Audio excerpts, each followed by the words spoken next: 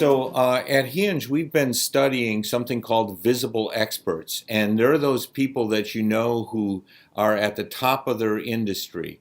They're the ones that are giving the keynote addresses, have the best-selling books, and are attracting business just through who they are and their expertise.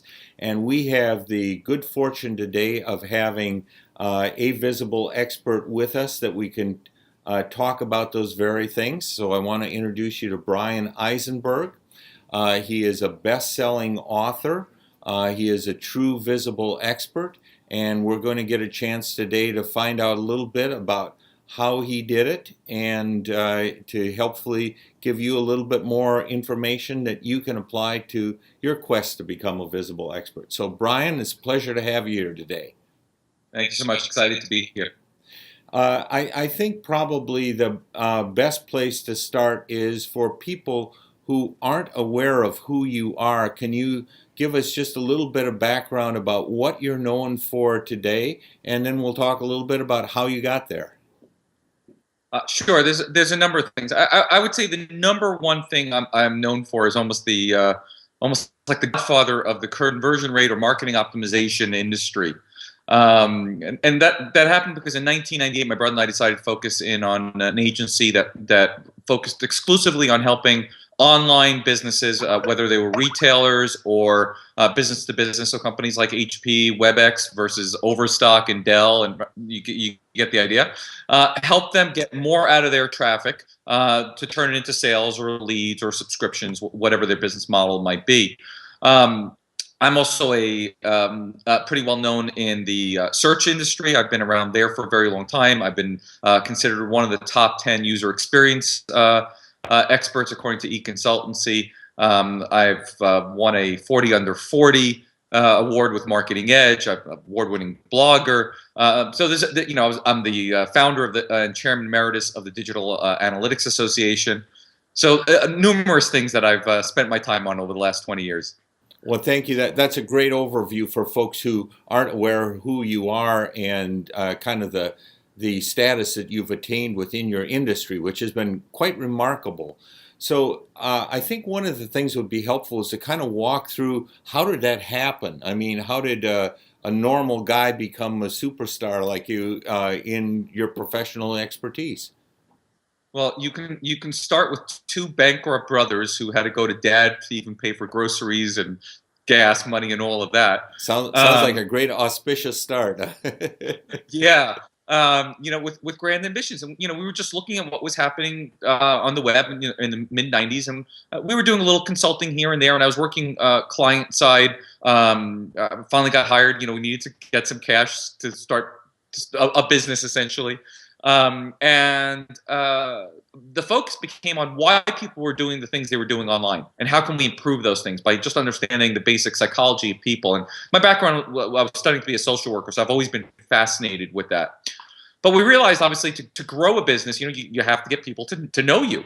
And there are models for this, and I'm glad you guys are looking at this again, because back then when we first started looking at this, the models were they were not very different, but obviously today with social media, it has changed the nature of a lot of this. Yeah, but it really has, yeah. But back then, the model was, you start, writing and getting known, and so we started focusing in on a couple of early discussion lists. Those were called I sales and the I copywriting and the I SEO discussion lists started by John Audette way back in the day. Eventually, someone on the list noticed, our contributions and asked if we wanted to write for one of the online publications at the time called Clixy. And things have just gone on from there, and we've just, kept publishing. And so publishing obviously has always been at the core of this. And so we started with articles. Eventually, those became ebooks. Eventually, those ebooks became books. We decided to self-publish a couple of books. One of them hit the New York Times bestseller. We had a whole bunch of publishers chase us.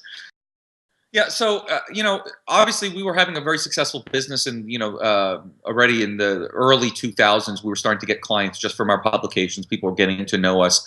Like friends from Dell and stuff like that have come from our articles. But of course, as we hit the bestseller list, all of a sudden our marketplace grew exponentially, and so did the speaking. And then from there, we went ahead and we turned it into our agency into a software model, and we scaled that out. The last number of years, we've just continued to focus in on a lot of the same things, even though we no longer have agency, and actually are now getting ready to start in a whole new industry. Mm-hmm. You know, one of our findings that was very pronounced was that the visible experts who rise the fastest tend to be ones who embrace the whole concept of content marketing, of educating their consumers, of being a teacher as well as a business person. Could you talk to us a little bit about your perspective on that? About it sounds like you were doing a lot of things that today would be called content marketing way back in the old days. Well, I can't even take credit for coming up with the idea, because again, when you did look at what experts did, that's kind of the models they had followed from our research. And one of our mentors, Roy H. Williams, who's also known as the Wizard of Ads, and runs a non-traditional business school down here in Austin called the Wizard Academy, started what he called his gravity well. And he actually started, so let's take content marketing way back, every Monday morning, and he's been doing this Monday morning memo. You can go to mondaymorningmemo.com. He's been doing this when it was pre-fax machines, pre-email lists. He started doing this as voice recordings, because he's a radio guy originally, on an answering machine. And people would call in and hear their Monday morning story about what he wanted to share. And eventually that went to fax and email. And so again, that became a series of best-selling books, and, speaking globally, and, writing columns for things like Radio Inc. We just followed that model. We knew how critical it was to give pretty much everything away, because the more you give away, the more it comes back to you at the end anyway. That's a great point, and it's one of the things that people ask us about most often. It's like, well, aren't you afraid to give away all your secret sauce to your competitors, and they'll know that? And how do you respond to that? What did giving it away? What were the downsides of it, and what were the upsides of it? The downside is, there were certainly some plagiarism. There's certain people who did copy and, try to basically pass off our work as theirs. And it's frustrating, and it's quite aggravating. No question about that. But we shaped an industry. There are countless numbers of people in this industry today that we can point to that say, we trained them, we coached them, we mentored them, they were clients. And to see their success today, only fuels ours. They point to us as, hey, this is where we learned it. And so it's why we're known as, my brother and I as the godfathers in this industry, because we did set it out. And so, it's not like we have a big agency anymore and we take on a lot of clients. We take on a handful of clients. But we left with what you realize is the most valuable part, which is the recognized expertise, the brand of Bryan and Jeffrey Eisenberg. And, we're going now into two new businesses, with that reputation, with that network of contribution over the last, almost 2 decades. One of the things that's very, and I especially like your concept of pioneering the industry, because that's in fact what the experts do and what you've been able to do. And there's certainly a lot of personal satisfaction in that kind of thing as well. I know one of the things that people are very interested in is if you're looking at it today, and you would say, what are the tools or what are the channels that are most useful today? We're past the fax machine era. What do you use today, or what would you recommend someone use today in terms of reaching their marketplace with their expertise? Well, I mean, first you have to understand where your market is, right? And you have to be in all the channels that your market exists. The first thing is you need to have your home base. You need to have a place where people are going to find you. And so, my toolbox, and I've recommended for tons of people, is have a WordPress blog, have an extremely great WordPress host. I either host with someone like Copyblogger or Synthesis or WP Engine. Those are the guys who specialize on it. They really give you the speed and the strength of what they're giving you is invaluable. I won't even go into all the details, but it's incredible. You need, a way to capture email addresses. It's critical, right? You need to have that way to communicate. So, whether you're using a MailChimp or a Constant Contact or an Aweber, there's tons of solutions. Just find what works for you and your budget.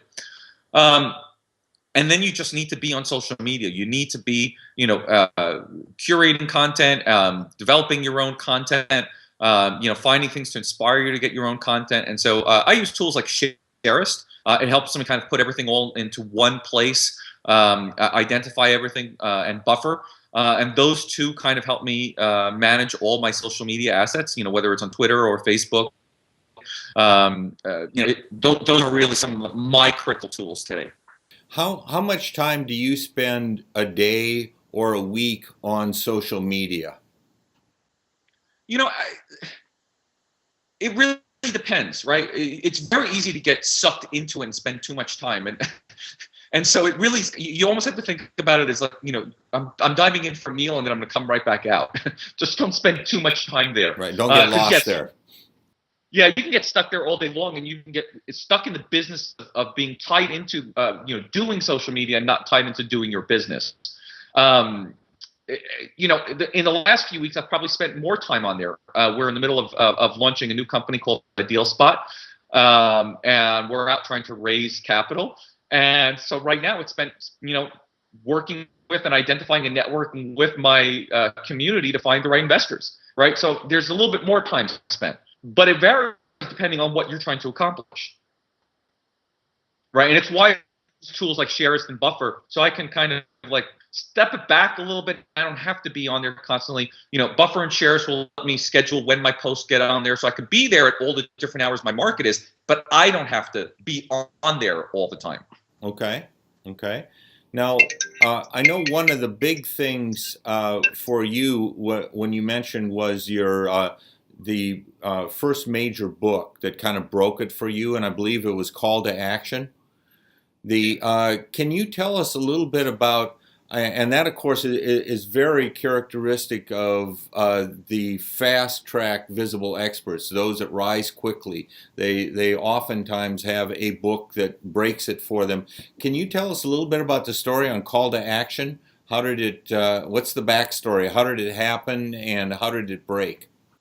Well, so I think there's a couple of key things. Call to Action wouldn't have been possible if we didn't publish our first little. There were two things that we published before then. We published an ebook called The Marketer's Common Sense Guide to E-Metrics, and we also published a book called Persuasive Online Copywriting. That was our first physical book that we were handing out to people, and that happened because Larry Chase told us we were in his house and he handed us his book and he said, here's my $35 business card. And we realized, yes, we need to have a business card too. So we self-published a book, cost us, very little, and we were able to start handing those out. And that was obviously one of the first things. What happened with the Marketer's Common Sense Guide to E-Metrics, it was one of the first speaking gigs I was at. I met my friend John, what time was at Web Trends, who then I met my friend Brent, who then introduced me to my friend Rand. And they decided that they wanted to use this little ebook that my friend Jim Nova and I wrote on using web analytics as a handout at their in-person events. And so they bought a whole bunch of copies and started distributing them. Then they bought a whole bunch more. Then they finally started to license it because they wanted to give it out digitally as well. And that set a framework for us to start getting some bulk distribution and more of a platform, right? Getting more people to know us. So in 2005, when we realized, this could be the year where conversion's finally important to people, we wrote the book, and they asked us if we would have copies for them so that they can distribute at their roadshow. And unfortunately, they sped up the dates of their roadshow by over a month. So we had 3 weeks that we had to get the book out earlier, and that meant that the cover suffered.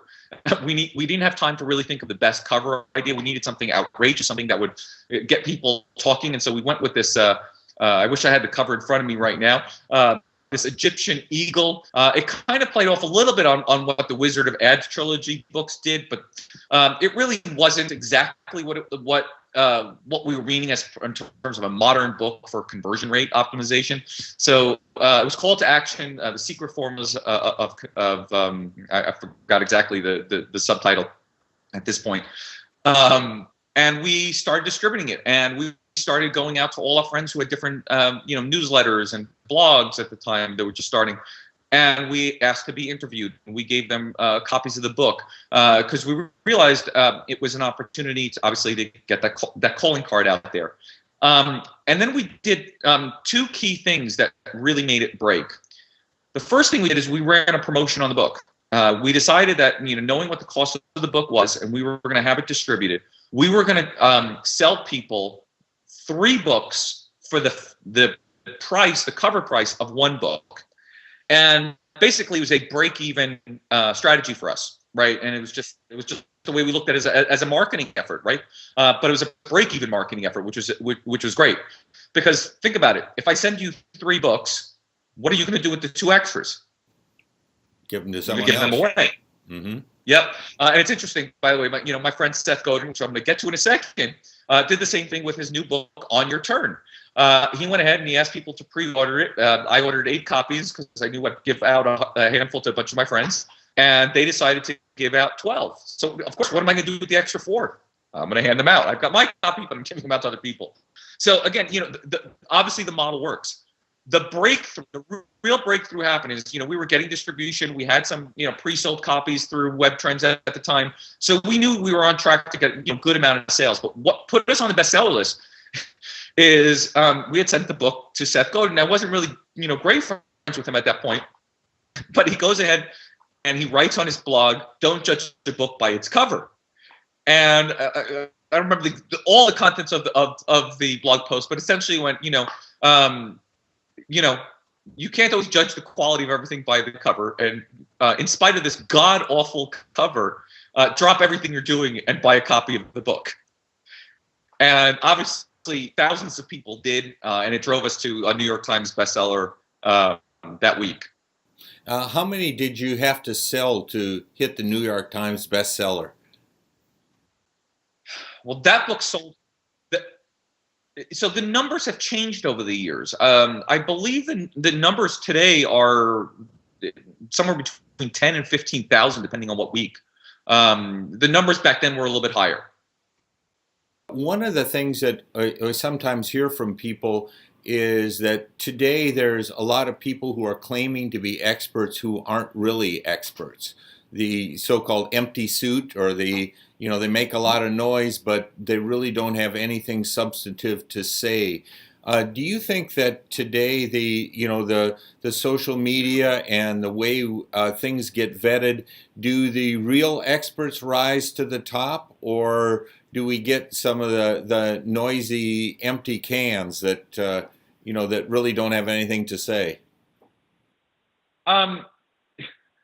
So one of my early mentors that says, clients get the experts they deserve.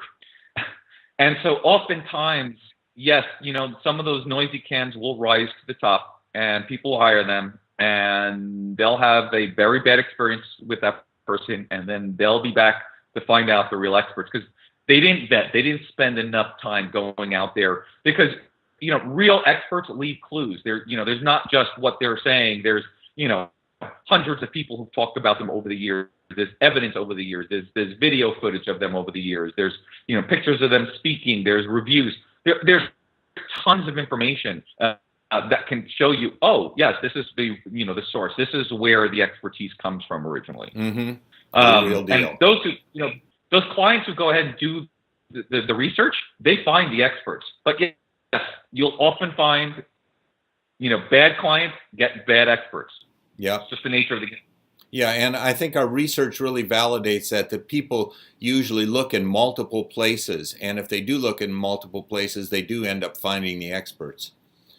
I'd like to hear a little bit about your new book, The Buyer Legends. Can you tell us a little bit about what's that about and what value that brings to people?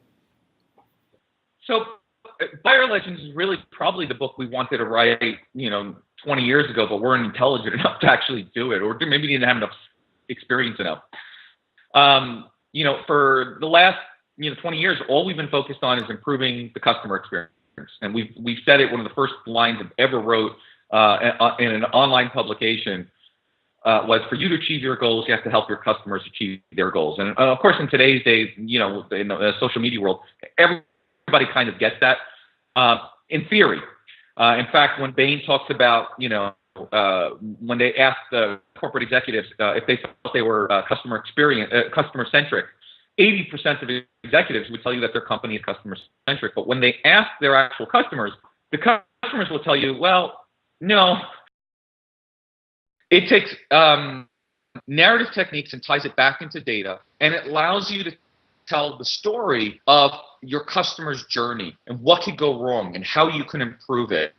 There's a number of steps to the process, but what we found is that whether you're a small retailer or you're as big as someone like an IBM, it can go ahead and it can improve your conversion funnel. It can improve your customer experience. And it's something the book takes less than half an hour to read, and you can have your first legends in under 90 minutes, and they can have tremendous impacts. One retailer, for example, who left a review on Amazon, was able to, once he finished writing his first narrative and buyer legend in the first 9 minutes, was able to increase his top line conversion rate by 40%.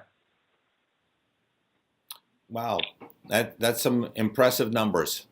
They, where can people get a copy of it? So right now, it's exclusively available through Amazon and through Kindle. It's a 46-page Kindle book, and then we'll start getting it on other booksellers as well. But we had an exclusive with Amazon initially. Okay. Now, I have kind of one last question. There's a lot of people who want to be visible experts, who want to be that person, and you've been successful at it. What advice would you give them? In other words, why did you succeed when so many other people can't seem to do it? I was talking to a friend this past week, and about the first time I got to speak at an industry conference, and I wanted to thank Danny Sullivan for inviting me back then. It was one of the very first of his search engine strategies, and Danny Sullivan now runs the SMX conferences, and it's now 15 years since he's done that.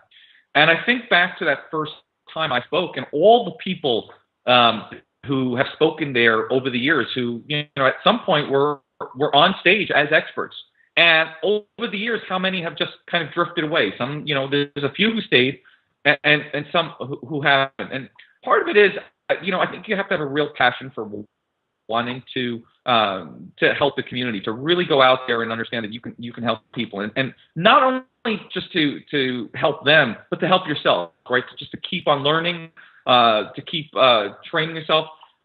When I first started in this industry, there was no Facebook, there was no Twitter, there was no such thing as social media. When I first started, there was no such thing as AdWords. Okay, and so those are things that developed along. I've been considered one of the most influential PPC experts in the world. Why? Because I spent the time learning something else on top of what I was passionate about, because it obviously played within my industry. Today, I'm starting a business where I'm looking at, big data, but looking at it in a brick and mortar world. I'm trying to take what I've learned about helping, retailers over all these years to say, hey, if you want to open up a restaurant or a shoe store or a boutique or whatever it is in a physical location, I can now analyze 5,000 data points, or actually my machine can, and give you a predictive score of the success of that location. So it's a whole new world. What do I know about commercial real estate? Very, very little. What do I know about using data to improve business and finding customers and getting those customers to buy from you? A whole lot. And so I'm delving into a new world and learning a lot more about commercial real estate, but leveraging on all the platform that I've already learned. And I think, as long as you can keep evolving and keep going with, what's transitioning in the world, I think that helps you get to that next level. I think that's a great point, and it really speaks to a question a lot of folks have about, if I focus on an area, does that mean that that's the only thing I'll be able to talk about for the rest of my life? And the answer is no. I just want to wrap up, and I want to thank you again, Bryan. I wish you the best of luck with Ideal Spot and with the continued success of Buyer Legends. I would very much recommend it to people, not only for your story, but also the content of the book. I think is going to be very helpful to professional services marketers of all stripes. So thank you very much for being on today and sharing your story. It's a great point, and I think nicely illustrates what people need to do to be able to be successful. It's been my pleasure. Thank you. Bye-bye.